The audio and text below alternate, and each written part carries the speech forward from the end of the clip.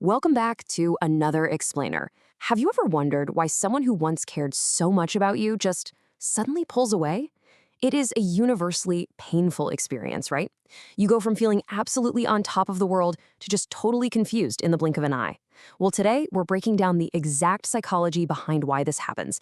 And more importantly, we're going to look at how you can read these subtle physical signs that their interest is fading long before you get completely heartbroken. Okay, let's dive into this. So, why do they suddenly lose interest? We've all been there, or at least we know someone who has. At first, it's just magical. They text you all day long, they call you every single night. You feel incredibly special, like you finally really matter to someone. But then, almost out of nowhere, things change. You're left staring at your phone, watching those three little typing dots just disappear. The replies slowly get shorter, the late night calls turn into these quick, vague excuses, and you start feeling this very real, very cold distance growing between you. This maps out exactly what we call the life cycle of unrequited pursuit. Day one, it's constant texting. Week two, the excuses begin. You start doing mental gymnastics, right? Telling yourself, oh, they're just swamped at work. And by month one, you fall into this vicious behavioral trap. You actually try harder. You give more, you initiate more, desperately hoping things will just snap back to how they were at the start. But here is the heartbreaking truth that psychology shows us. The more you chase, the further they pull away. So what's actually happening in their brain while you're trying so hard? Well, it comes down to the psychology of pursuit. This is a cognitive phenomenon where people simply lose interest when something becomes entirely too easy to have. Think about playing a video game with God mode cheat codes enabled. It's fun for about 5 minutes, and then you just get bored because there's absolutely no challenge. That's the core psychological reason for this shift. I really want you to hear this loud and clear. It's not that you weren't enough. Actually, it's that you gave too much, too easily, without being valued. It really just boils down to this hard-hitting truth. They stop valuing what they don't have to earn. When you are always available, always texting back instantly, dropping your own plans to accommodate theirs, and just making all the effort, you completely remove the earn factor. Human beings are literally wired to value things that require a bit of investment. So this lack of requirement to put in any effort on their end, it completely kills attraction and fuels that cycle of unrequited pursuit. Spotting fading interest, the face. Okay, now that we understand the emotional why behind their behavior, we need to look at the practical, physical how. How can you actually tell if someone's interest is fading?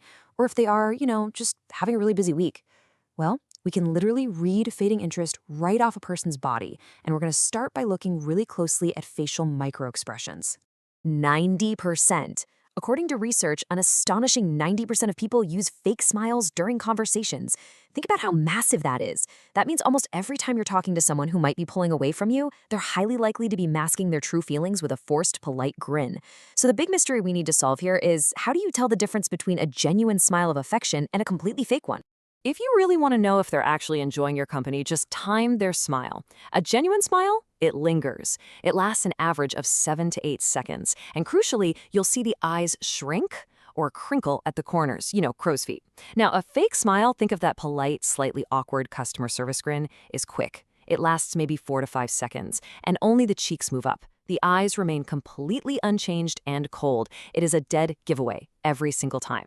Let's stay focused on the eyes for a second, because they tell an incredible subconscious story. The next time you ask them why they canceled plans on a Friday night, watch exactly where their eyes dart before they answer. If they look up and to the left, they are physically accessing the memory center of their brain. They're recalling a real event, which means they're telling the truth. But if they look up and to the right, their brain is literally creating a new story. They are fabricating an excuse on the spot just to avoid you. The rest of the head gives us massive behavioral clues too. Decoding the lips and head is like reading an open book. If they're constantly biting their lips during a conversation, they aren't engaged. Their mind is wandering somewhere else entirely. If they pull their lips inside their mouth, creating this thin line, they're nervous or about to lie to you. If a hand comes up to cover their face or lips, they're subconsciously trying to hide the words coming out of their mouth. And my personal favorite, if you see fast, rapid nodding, like yeah, or sure, they aren't eagerly agreeing with you. No, they're in a frantic hurry to end the conversation and escape. The body language of avoidance. While people might try their absolute best to control their facial expressions, just to be polite, their body language operates on a completely subconscious level, and it absolutely reveals their true, hidden intentions. Let's move down and see how this builds. Take hand movements, for instance. When someone folds their arms tightly across their chest or continuously rubs their palms together, they're subconsciously putting up physical barriers between you and them. It just screams that they're nervous, closed off, or completely disinterested in the interaction. On the flip side, open, expressive hands with visible palms and loose gestures show that they feel entirely comfortable, engaged, and genuinely interested in what you have to say. Now, the most crucial point of all is often found all the way down at the floor, the feet orientation. This is one of the most reliable tricks in all of behavioral psychology because the limbic system of the brain actually reacts with the feet first. Crazy, right? So even if their face is looking right at you, smiling and making eye contact, look down. If their feet are pointed directly at you, they are highly interested. But if those feet are tilted away, pointing left or right towards the door, they are psychologically disinterested. Their body is showing a subconscious desire to escape. Basically, their feet are already in the Uber. The ultimate truth test. So what happens if you're seeing mixed signals? Maybe the smiles are genuine, but the feet are pointed away. Well, you need a definitive way to know where you stand. I'm going to introduce you to a highly effective behavioral tool. This is the absolute best way to figure out definitively if they are just hiding their disinterest to be polite or straight up lying to you. Here's exactly how the truth test works in 3 incredibly simple steps. Step 1, you ask them a direct question, something like, "Hey, why haven't you been around much lately?" Step 2, you take a small pause, hold eye contact, and you stay perfectly silent. Just wait. Step 3, you intently observe the pace of their reply. Don't just listen to the words they use. Listen to the exact timing of their response. The results of this test are absolutely fascinating. If they jump in immediately with a fast, rushed reply, it means the silence made them panic. They are definitely hiding something from you.